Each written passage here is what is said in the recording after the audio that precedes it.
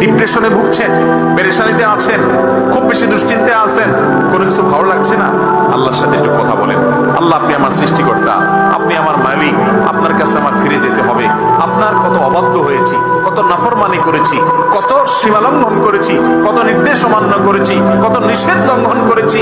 আল্লাহ, এগুলোর জন্য পাকড়াও করলে আমার কোনো উপায় থাকবে না। মালিক, এখনো নাকের ডগা নিঃশ্বাস আছে, এখনো ক্ষমা চাওয়ার সুযোগ আছে। আপনি ক্ষমা চাইলে ক্ষমা করে দেন।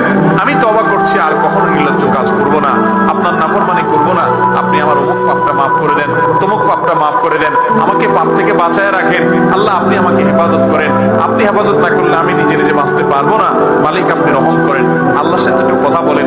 আল্লাহর কসম, সালহাতুস সঙ্গে বুদি দিল খারাস, আজমুদে এক জামানা খাকে বাস। পাথর হয়ে বহুদিন ছিলেন ভাই, একটু আল্লাহর সাথে কথা বলেন, চোখের পানি ফেলেন, দোয়া করেন। বিশেষ করে ভোর রাতের দোয়া, ভোর রাতের দোয়া এটা